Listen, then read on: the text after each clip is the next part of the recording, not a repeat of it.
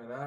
ನಾನು ಇವತ್ತು ನಮ್ಮ ಆಲ್ರೌಂಡರ್ ಪ್ರಾಜೆಕ್ಟ್ ಅಲ್ಲಿ ಸಾಯಿಲ್ ಪಿ ಎಚ್ ಅನಾಲಿಸಿಸ್ ಹೆಂಗೆ ಮಾಹಿತಿ ಕಲೆಕ್ಟ್ ಮಾಡೋದು, ಆಮೇಲೆ ಹೆಂಗೆ ಅದನ್ನ ಅನಾಲಿಸಿಸ್ ಮಾಡಿ ಹೆಂಗೆ ಅದಕ್ಕೆ ರೆಕಮೆಂಡೇಶನ್ಸ್ ರೈತರಿಗೆ ಕೊಡೋದು ಅನ್ನೋದು ಹೇಳ್ಕೊಡ್ತೀನಿ. ಓಕೆ, ಸೊ ನಾನು ಎರಡು ಕೊಟ್ಟಿದ್ದೀನಿ. ಓಕೆ, ಇದರಲ್ಲಿ ಒಂದು ಸಾಯಿಲ್ ಪಿ ಎಚ್ ಅನಾಲಿಸಿಸ್ ವಿಚಾರ ತಿಳ್ಕೊಳ್ಳೋಕ್ಕೆ ಒಂದು ಡಾಕ್ಯುಮೆಂಟ್ ಮಾಡಿ ಕೊಟ್ಟಿದ್ದೀನಿ. ಅದರಲ್ಲಿ ಸಾಯಿಲ್ ಪಿ ಹೆಚ್ ಅಂದ್ರೆ ಏನು, ಬೇರೆ ಬೇರೆ ಸಾಯಿಲ್ ಪಿ ಹೆಚ್ಗೆ ಬೇರೆ ಬೇರೆ ಶ್ರೇಣಿಗಳಿರುತ್ತೆ. ಅಂದ್ರೆ ಆ ಅದು ತುಂಬಾ ಕಡಿಮೆ ಪಿ ಎಚ್ ಲೆವೆಲ್ ಇದ್ರೆ ಅದು ತುಂಬಾ ಆಮ್ಲೀಯ, ತುಂಬಾ ಜಾಸ್ತಿ ಪಿ ಎಚ್ ಲೆವೆಲ್ ಇದ್ರೆ ತುಂಬಾ ಕ್ಷಾರೀಯ. ಆ ಸೊ 5.5 ಕಡಿಮೆ ಇದ್ರೆ ಬಲವಾಗಿ ಆಮ್ಲೀಯ, 5.5 6 ಇದ್ರೆ ಮಧ್ಯಮ ಆಮ್ಲೀಯ, 6.7 ಇದ್ರೆ ಸ್ವಲ್ಪ ಆಮ್ಲೀಯ, 7 ಇದ್ರೆ ಬೆಸ್ಟ್ ತಟಸ್ಥ, ಅದು ನ್ಯೂಟ್ರಲ್ ಅಂತ ಕರೀತಾರೆ. ಓಕೆ, 7 7.5 ಇದ್ರೆ ಸ್ವಲ್ಪ ಕ್ಷಾರೀಯ, 7.5 8.5 ಇದ್ರೆ ಮಧ್ಯಮ ಕ್ಷಾರೀಯ, 8.5 ಜಾಸ್ತಿ ಇದ್ರೆ ಹೆಚ್ಚು ಕ್ಷಾರೀಯ. ಓಕೆ, ಅದಕ್ಕೆ ಶ್ರೇಣಿಗಳು. ಓಕೆ, ಬೇರೆ ಬೇರೆ ಪಿ ಎಚ್ ಲೆವೆಲ್ಸ್ ಅಂತ ಕರೀತಾರೆ ಇಂಗ್ಲಿಷ್ ಅಲ್ಲಿ, ಶ್ರೇಣಿ ಅಂತ ಕರೀತಾರೆ ಕನ್ನಡದಲ್ಲಿ. ಓಕೆ, ಆಮೇಲೆ ಇದರಲ್ಲಿ ಏನ್ ಪ್ರಾಮುಖ್ಯತೆ, ಯಾತಕ್ಕೆ ಪಿ ಎಚ್ ಲೆವೆಲ್ ತುಂಬಾ ಮುಖ್ಯ ರೈತರಿಗೆ, ಯಾತಕ್ಕೆ ಅದ್ರ ವಿಚಾರ ಯೋಚನೆ ಮಾಡಬೇಕು, ಮಣ್ಣಲ್ಲಿ ಪಿ ಎಚ್ ಲೆವೆಲ್ ಜಾಸ್ತಿ ಇದ್ರೆ ಏನು, ಕಡಿಮೆ ಇದ್ರೆ ಏನು, ಅದಕ್ಕೆ ಏನ್ ಪ್ರಾಮುಖ್ಯತೆ ಏನಿದೆ ಅಂತ ಅದ್ರ ವಿಚಾರ ನೀವು ಓದ್ಕೋಬಹುದು. ಆಮೇಲೆ ಹೆಂಗೆ ಅಳೆಯುವುದು ಅದ್ರ ವಿಚಾರ ಇದೆ, ಅದು ಬೇಕಿಲ್ಲ, ಯಾಕಂದ್ರೆ ನಾವು ಕೊಟ್ಟಿದ್ದೀವಲ್ಲ, ಮೀಟರ್ ಕೊಟ್ಟಿದ್ದೀವಲ್ಲ ನಾವು. ಆಮೇಲೆ ಇಲ್ಲಿ ಆಮ್ಲೀಯ ಮಣ್ಣು ಅಂದ್ರೆ ಅಸಿಡಿಕ್, ಪಿ ಎಚ್ ಲೆವೆಲ್ ಕಡಿಮೆ ಇದ್ರೆ ಅದರಿಂದ ಏನ್ ತೊಂದರೆಗಳು, ಅದು ಹೆಂಗ್ ನಿರ್ವಹಣೆ ಮಾಡೋದು, ತುಂಬಾ ಕಡಿಮೆ ಪಿ ಎಚ್ ಲೆವೆಲ್ ಇದ್ರೆ ಏನ್ ಮಾಡ್ಬೋದು ಮಣ್ಣಿಗೆ, ರೈತರು ಏನ್ ಟ್ರೀಟ್ಮೆಂಟ್ ಕೊಡ್ಬೋದು, ಟ್ರೀಟ್ಮೆಂಟ್ ಕೊಟ್ಟು ಅದನ್ನ ಪಿ ಎಚ್ ಲೆವೆಲ್ ನ ಜಾಸ್ತಿ ಮಾಡಿಸ್ಬೋದು. 7ಕ್ಕೆ ತರ್ಬೇಕಲ್ವಾ, ಕಡಿಮೆ ಇದ್ರೂ ಒಳ್ಳೇದಿಲ್ಲ, ಕೆಟ್ಟದಿದ್ರು ಜಾಸ್ತಿ ಇದ್ರೂ ಒಳ್ಳೇದಲ್ಲ. ಸೊ ಹೆಂಗೆ ಅದನ್ನ 7ಕ್ಕೆ ತರೋದು, ನ್ಯೂಟ್ರಲ್ ತಟಸ್ಥಕ್ಕೆ ತರೋದು, ನಿರ್ವಹಣೆ ತರೀಕೆಗಳು ಏನು ಅಂತ ಅದು ಈ ಸೆಕ್ಷನ್ ಇಲಿದೆ. ಓಕೆ, ಆಮೇಲೆ ಕ್ಷಾರೀಯ ಮಣ್ಣು ಅಂದ್ರೆ ಏನ್ ತೊಂದರೆಗಳು ಮಣ್ಣಿಗೆ, ಆಮೇಲೆ ಅದರಿಂದ ಏನ್ ನಿರ್ವಹಣೆ ಮಾಡೋದು. ಓಕೆ, ಅದು ಇದೆ, ಗೊತ್ತಾಯ್ತಾ. ಸೊ ಕೊನೆಗೆ ಸೆಕ್ಷನ್ ಹೆಚ್ಚಲ್ಲಿ ಬೇರೆ ಬೇರೆ ಬೆಳೆಗಳಿಗೆ ಯಾವ ಶ್ರೇಣಿಗಳು ಒಳ್ಳೆಯದು, ಯಾಕಂದ್ರೆ ಕೆಲವು ಬೆಳೆಗಳಿಗೆ ತುಂಬಾ ಪಿ ಎಚ್ ಲೆವೆಲ್ ತುಂಬಾ ವೈಡ್ ಆಗಿದ್ರು ಪರವಾಗಿಲ್ಲ. ಇವಾಗ ಕೆಲವು ಇದು ನೋಡ್ರಿ, ಇದು ಯಾವ್ದು ನೋಡೋಣ, ಇದು ನೋಡ್ರಿ, ಸೀಬೆ ಹಣ್ಣು ಎಷ್ಟಿದ್ರು ಪರವಾಗಿಲ್ಲ, 4.5 ಅಂದ್ರೆ ತುಂಬಾ ಆಮ್ಲೀಯ, 8 ಅಂದ್ರೆ ತುಂಬಾ ಕ್ಷಾರೀಯ, ಎಷ್ಟಿದ್ರು ಪರವಾಗಿಲ್ಲ ಸೀಬೆ ಹಣ್ಣು ಬೆಳೆಯತ್ತಂತ ಹೇಳ್ತಾ ಇದ್ದಾರೆ. ಓಕೆ, ಇದು ಅಷ್ಟೇ, ಸಿಟ್ರಸ್ ಅಂದ್ರೆ ಕಿತ್ಲೆ ಹಣ್ಣು ಪರವಾಗಿಲ್ಲ, 5.7 ಇದ್ರು ಪರವಾಗಿಲ್ಲ. ಓಕೆ, ತುಂಬಾ ಜಾಸ್ತಿ ಇರ್ಕೂಡುದು, ತುಂಬಾ ಕ್ಷಾರೀಯ ಇರ್ಕೂಡುದು, ಬಟ್ ಆಮ್ಲೀಯ ಇದ್ರೆ ಪರವಾಗಿಲ್ಲ. ಬಟ್ ಕೆಲವು ಒಪ್ಪಲ್ಲ ಅಲ್ವಾ, ಇವಾಗ ಗೋಧಿ 6ರಿಂದ 7 ಇರ್ಬೇಕು ಅಷ್ಟೇ. ಓಕೆ, ಸ್ವಲ್ಪ ಆಮ್ಲೀಯ ಇದ್ರೆ ಪರವಾಗಿಲ್ಲ, ಬಟ್ ಕ್ಷಾರೀಯ ಇರ್ಕೂಡುದು. ಬಾರ್ಲಿ 7ರಿಂದ 8 ಇರ್ಬೇಕು, ಸ್ವಲ್ಪ ಕ್ಷಾರೀಯ ಆಗಿರ್ಬೇಕು, ಆಮ್ಲೀಯ ಇದ್ರೆ ಆಗಲ್ಲ ಅಲ್ವಾ. ಇದು ನೋಡ್ರಿ, ಇದು ನೆಲಗಡಲೆ 6ರಿಂದ 6.5 ಅಂದ್ರೆ ಸ್ವಲ್ಪ ಆಮ್ಲೀಯ ಇರ್ಬೇಕು, ಕ್ಷಾರೀಯ ಇದ್ರೆ ಒಳ್ಳೇದಲ್ಲ. ಓಕೆ, ಇದು ನೋಡ್ರಿ, ಆಲೂಗೆಡ್ಡೆ ತುಂಬಾ ಆಮ್ಲೀಯ ಇರ್ಬೇಕು, ಕ್ಷಾರೀಯ ಇದ್ರೆ ಸಾಧ್ಯವೇ ಇಲ್ಲ. ಕೆಲವು ಸ್ವಲ್ಪ ಯಾವ್ದಾದ್ರು ಕ್ಷಾರೀಯ ಇರೋದು ಯಾವ್ದಾರ ಇದು ನೋಡೋಣ, ಒಂದು ನಿಮಿಷ. ಇದು ನೋಡ್ರಿ, ಸ್ವಲ್ಪ ಕಬ್ಬು ಸ್ವಲ್ಪ ಆಮ್ಲೀಯನೂ ಇರ್ಬೋದು, ಕ್ಷಾರೀಯನೂ ಇರ್ಬೋದು, ಪರವಾಗಿಲ್ಲ. ಓಕೆ, ಸೊ ಯಾವ ಬೆಳೆಗೆ ಯಾವ ಶ್ರೇಣಿ ಒಳ್ಳೇದು, ಕ್ಷಾರೀಯ ಒಳ್ಳೇದು, ಆಮ್ಲೀಯ ಒಳ್ಳೇದು, ಅದು ಎರಡನ್ನೂ ತಡೆಯತ್ತೋ ಅದು ವಿಚಾರ ತಿಳ್ಕೊಬಹುದು ಇದರಲ್ಲಿ, ಗೊತ್ತಾಯ್ತಾ. ಅಷ್ಟು ಈ ಡಾಕ್ಯುಮೆಂಟ್ ಅನ್ನು ಫಸ್ಟ್ ನೀವು ಓದ್ರಿ, ಆಯ್ತಾ. ಅದಾದ್ಮೇಲೆ ಒಂದು 10 ಫಾರ್ಮ್, 20 ಜಾಗ ಕೊಟ್ಟಿದ್ದೀನಿ, ಒಂದು 10 ಫಾರ್ಮ್ ಮಾಡೋಣ. ಓಕೆ, ಸೊ ಒಂದು ತೋರಿಸ್ತೀನಿ ಏನ್ ಮಾಡೋದು, ಏನ್ ಮಾಹಿತಿ ಕಲೆಕ್ಟ್ ಮಾಡೋದು, ಆಮೇಲೆ ಅದು ಮಾಹಿತಿ ನೋಡ್ಕೊಂಡು ಅವ್ರಿಗೆ ಏನು ನಾವು ಸಲಹೆಗಳು ಕೊಡೋದು, ಅದ್ರ ವಿಚಾರ ಮಾತಾಡೋಣ. ಸೊ ಒಂದು ಎಕ್ಸಾಂಪಲ್ ಮಾಡ್ತೀನಿ, ಒಂದು ಸುರೇಶನ ತೋಟ. ಓಕೆ,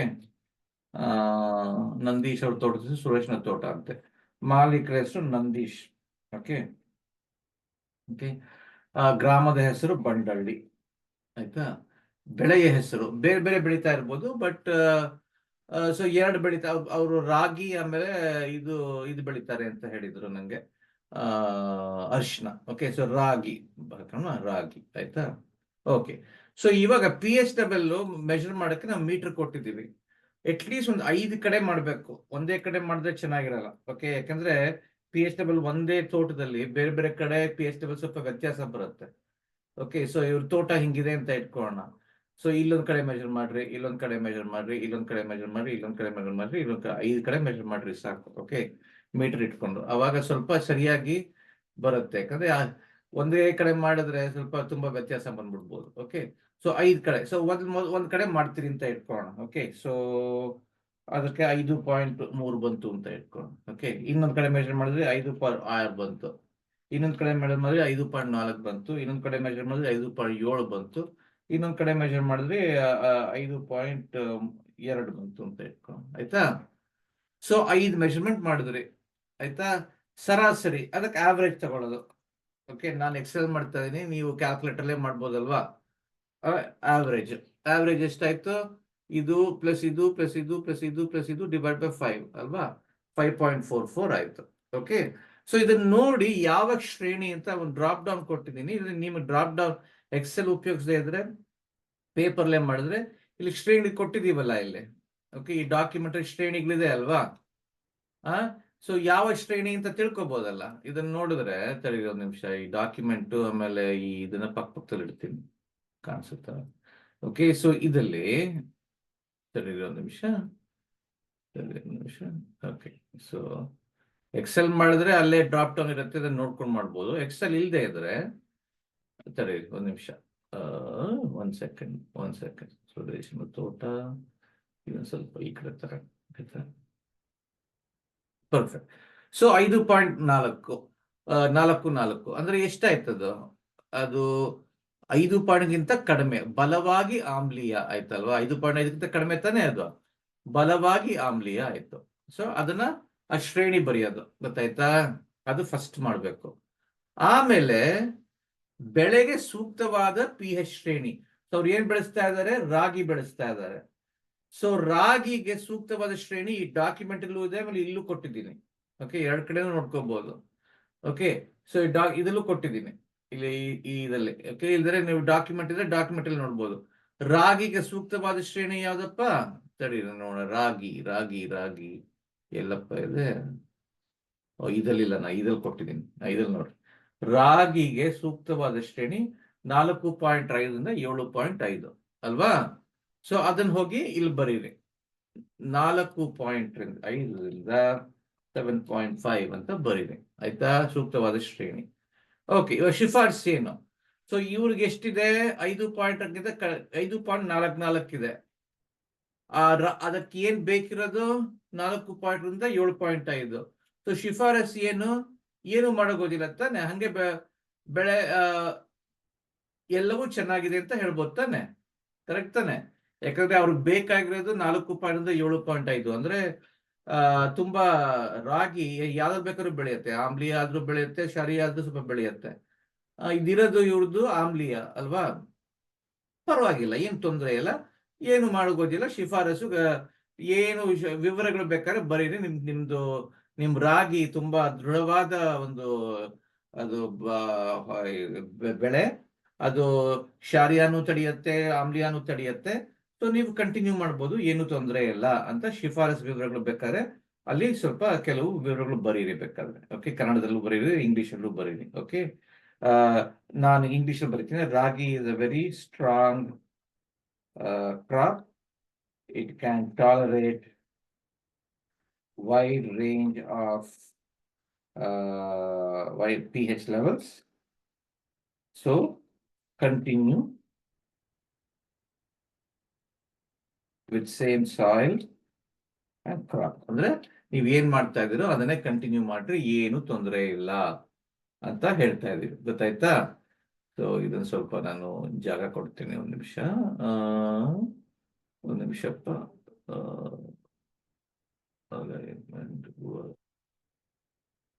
ಓಕೆ, ಸರಿನಾ? ಅಷ್ಟೇ. ಓಕೆ, ಇನ್ನೊಂದೆರಡು ಎಕ್ಸಾಂಪಲ್ ಮಾಡ್ತೀನಿ, ಆಮೇಲೆ ನಿಲ್ಲಿಸ್ಬಿಡ್ತೀನಿ. ಓಕೆ, ಸೊ ಇನ್ನೊಂದು ತೋಟ, ವಾಸುಕಿಯ ತೋಟ. ನನ್ನ ಹತ್ರ ಯಾವ ತೋಟನೂ ಇಲ್ಲ, ಬಟ್ ಇದೆ ಅಂತ ಇಟ್ಕೋಣ. ನನ್ನ ಹೆಸರು ವಾಸುಕಿ.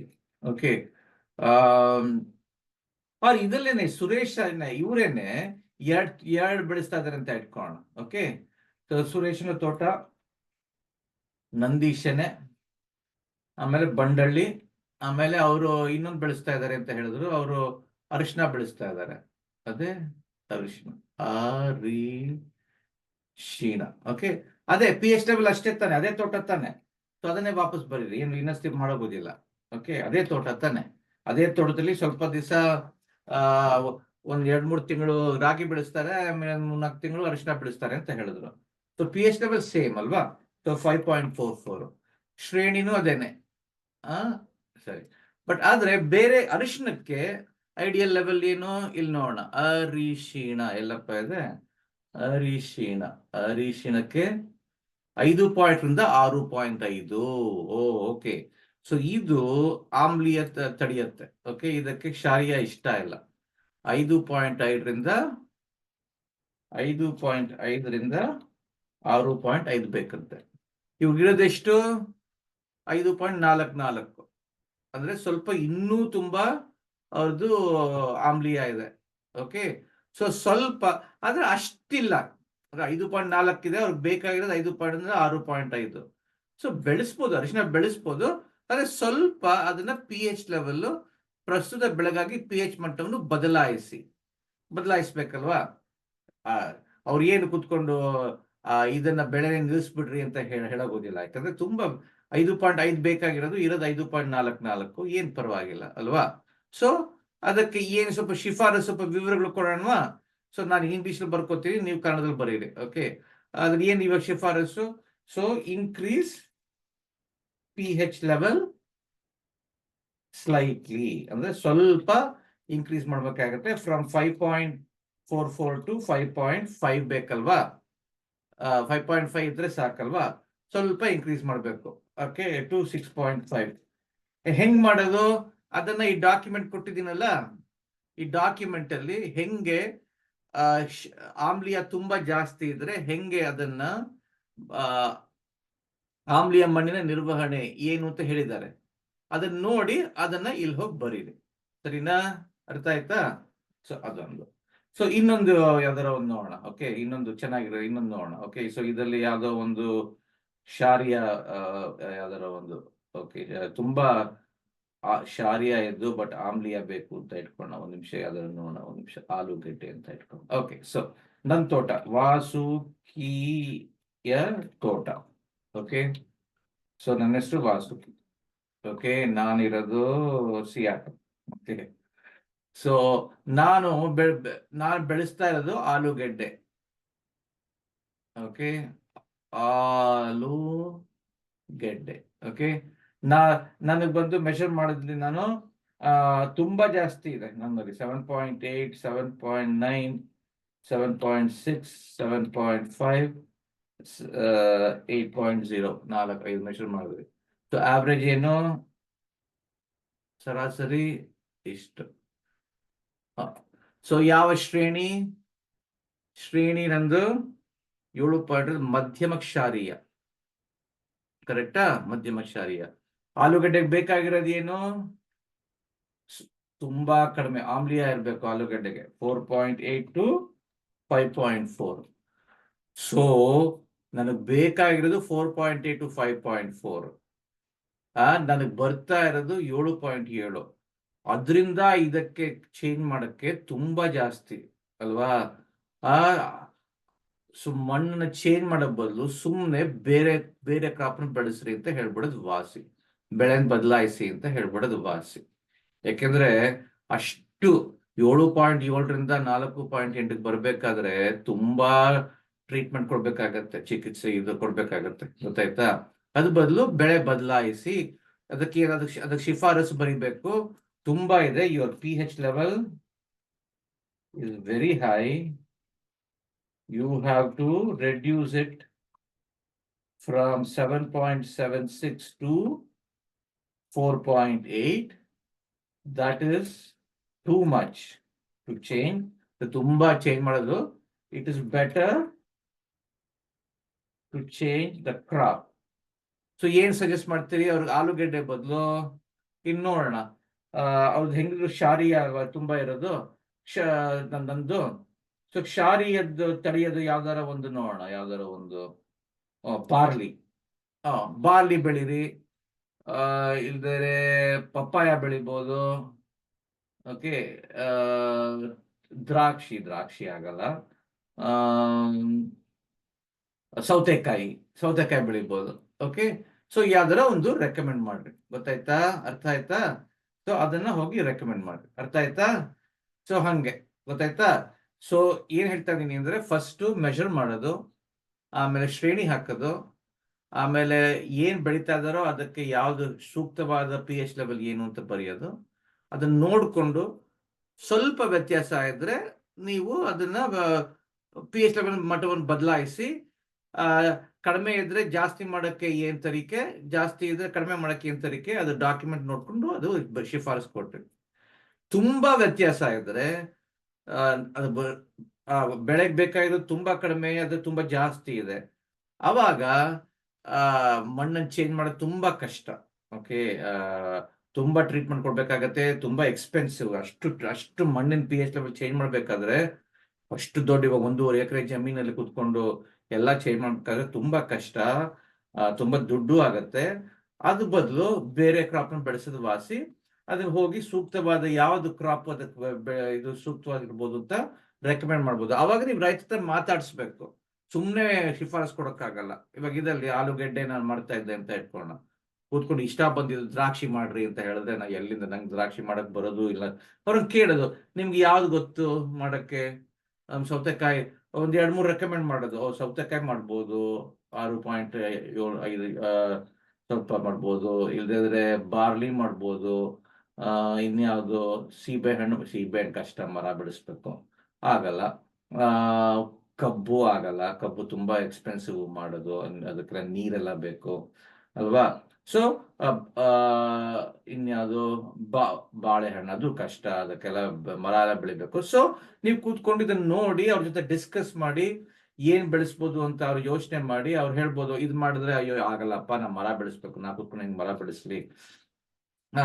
ಸೌತೆಕಾಯಿ ಪರವಾಗಿಲ್ಲ ಅಂತ ಹೇಳ್ಬೋದು ಅವರು. ಹತ್ತಿನೂ ಆಗಲ್ಲ, ಅದಕ್ಕೆಲ್ಲ ಮರ ಬೆಳೆಸ್ಬೇಕು. ಸಾಸಿವೆ ಪರವಾಗಿಲ್ಲ ಅನ್ಸುತ್ತೆ. ಸೊ ಹಂಗೆ ಅವ್ರ ಜೊತೆ ಡಿಸ್ಕಸ್ ಮಾಡಿ ನೀವು ಶಿಫಾರಸ್ ಮಾಡಿ, ಸುಮ್ಮನೆ ನೀವು ಶಿಫಾರಸ್ ಮಾಡಿ ಹೊಟ್ಟೋಗ್ಬಿಡುದು. ಅವ್ರ ಜೊತೆ ಡಿಸ್ಕಸ್ ಮಾಡಿ ಯಾವ್ದಾವ್ದು ಆಪ್ಷನ್ಸ್ ಕೊಟ್ಟು ಅವ್ರಿಗೆ ಯಾವ್ದು ಸರಿ ಅಂತ ಅವ್ರು ಹೇಳ್ತಾರೋ ಅದನ್ನ ಶಿಫಾರಸ್ ಬರೀಬೇಕು, ಗೊತ್ತಾಯ್ತಾ? ಅದು ಮಾಡಿ ಇದನ್ನ ಸೇವ್ ಮಾಡಬೇಕು. ಓಕೆ. ಸೇವ್ ಮಾಡಿ ಎಕ್ಸೆಲ್ ಅಲ್ಲಿ ಮಾಡಿದ್ರೆ, ಎಕ್ಸೆಲ್ ಮಾಡದೇ ಇದ್ರೆ ನೀವು ಪೇಪರ್ಲ್ಲೇ ನೀವು ಪ್ರಿಂಟ್ ಔಟ್ ಮಾಡಿದ್ರೆ ಅದನ್ನೇ ನೀವು ಬರೆದು ಆಲ್ರೌಂಡರ್ಸ್ ನಾನು ಕ್ರಾಪ್ ಸಾಯಿಲ್ ಕಲೆಕ್ಷನ್ ಎಕ್ಸಾಂಪಲ್ ಕೊಡ್ತಾ ಇದ್ದೀನಿ. ಓಕೆ. ನಾನು ಸೇವ್ ಮಾಡಿ ಅದನ್ನ ನೀವು ಸಬ್ಮಿಟ್ ಮಾಡಬೇಕು, ಫೋಟೋ ತಗೊಂಡು ಸಬ್ಮಿಟ್ ಮಾಡಬೇಕು, ಗೊತ್ತಾಯ್ತಾ? ಸೊ ಇದೇ ಈ ಪ್ರಾಜೆಕ್ಟ್, ಅರ್ಥ ಆಯ್ತಾ? ಓಕೆ, ಇಡ್ತಾ ಇದ್ದೀನಿ ನಾನು. Thank you. ಪ್ರಶ್ನೆಗಳಿದ್ರೆ ನನ್ನನ್ನ ಇಲ್ಲದ್ರೆ ನಂದೀಶನ್ನ ಕೇಳ್ರಿ, ಗೊತ್ತಾಯ್ತಾ? ಸರಿ. Okay, thank you.